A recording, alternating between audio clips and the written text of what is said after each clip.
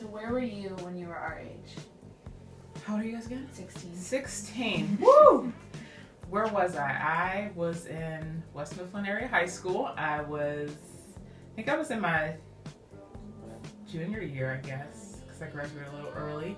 But that's where I actually figured out that I wanted to become a psychologist. I took a psychology class in my senior year, and it was literally like, ooh, I'm gonna do this for the rest of my life, and I never ever did anything else. So it just kind of stuck. So, you know, I'm sure much like you guys, really focused on, you know, my grades and doing the best that I could, you know, just in terms of looking at schools, what school would be best, what school would be a really good fit for my major, what school was least expensive because I have 4.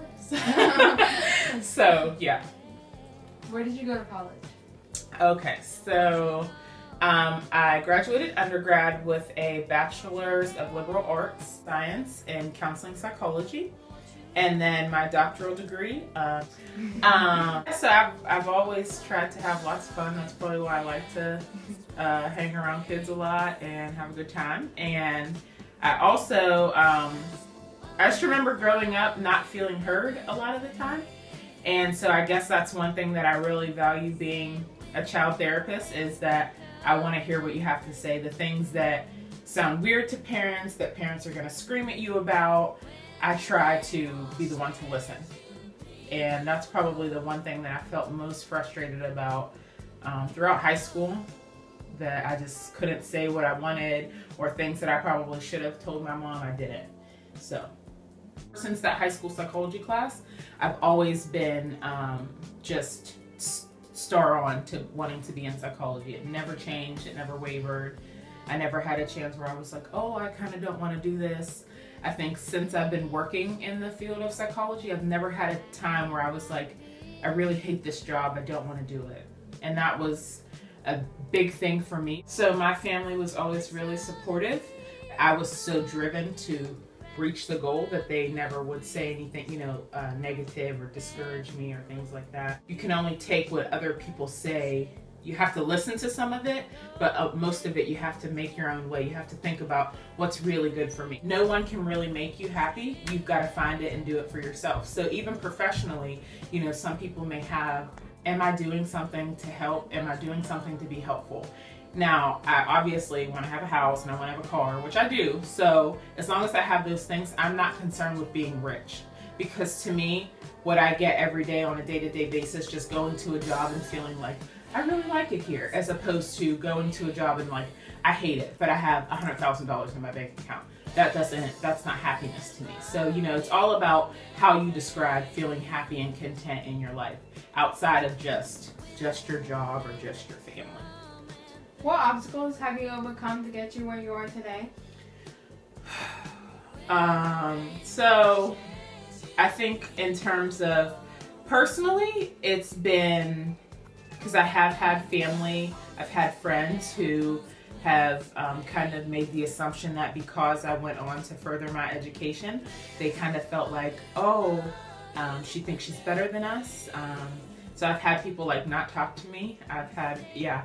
It sounds like insane, but some people, they really just don't understand, and they kind of are like, oh, you know, they push me away. I've had people like, just really negative comments, and because everybody wants to be liked at some point. You want someone to like you, and so it doesn't feel nice when people make assumptions or judgments of you just based on you trying to further your education, because either they haven't chosen to do that, or maybe they haven't been afforded the opportunity to do that. For a long time, until I met my husband, it was just school. I used to tell my cousin, I told her, she was actually the matron of honor at my wedding, I was like, I'm gonna be married to my school books. I'm never gonna find anyone, because I was just so afraid that, because it was for a really long time, everything was school first, school first, school first. School first, then friends, school first, then family. Everything was like really based around school. And so it made it really hard to just balance things out.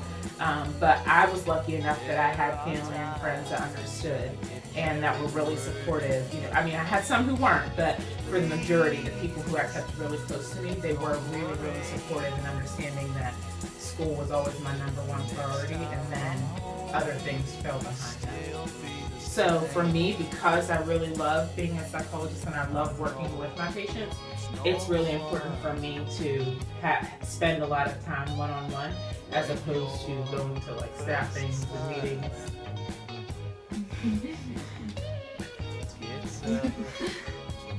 What skills did you acquire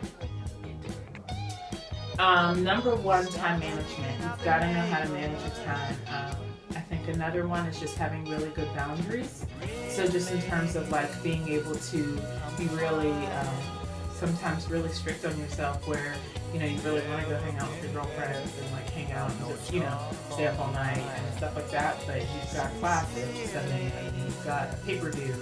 I've missed family functions. I've had to miss like lots of different things just because that was something that I had to do. But having those really good boundaries and being able to set, okay, I can do some things, but I can not for as long as I may have one, like, half the night. I got 2 hours to have fun, and then after that, I gotta get back, I gotta get stuff done. So managing your time is really important. Having really good boundaries, and I think you have to also be prepared to allow yourself to make mistakes. When you get to the level of past, I'm gonna say even when you get to college, just to undergrad, you're like, oh my gosh, I have to do so well, I have to do this, I have to do that. And it's really important to do well, don't get me wrong, but you've gotta be able to let yourself off the hook. You have to be able to let yourself make mistakes, because one of the biggest parts of learning and growing is if you don't make mistakes, you're not learning anything. And that's one thing that it's kind of a tough pill to swallow, because we all know A is the best, right? You always want to get an A. Your parents, do your best, and that's really important. But it's okay to make mistakes. You've got to learn to make mistakes, because making small mistakes now is much better than making big mistakes later. Do you have any advice for us? Advice? In terms of what? What kind of advice? Like steps to get us to where you are right now. Okay, so for undergrad, since you guys will be doing applications for like college and stuff soon, try as hard as you can and look into scholarships. There's a lot more stuff in undergrad than as you get older. It gets a lot more expensive. If I told you guys how much debt I was in, you would probably die. It's really, really expensive. So that is definitely, I encourage that always. Don't allow yourself to get caught up in, I've got this, I'm doing this, and comparing it to someone else. Because half the time when it comes down to it, when you're applying for positions or for jobs, your resume looks just as good as someone else's. So you just need to really focus on, is this what I really want to do? Am I really happy and content? And just, how can I move forward? How can I, even though we're all unique, we're all different, we have a lot of similarities. And like I said, I remember when I was 15, my mom didn't listen to me. I felt like I couldn't talk to anybody. I was just really, really quiet. And so even now, I get down on the floor, I will lay around on couches, because I remember what it felt like to feel really comfortable and not to be judged and to just be heard.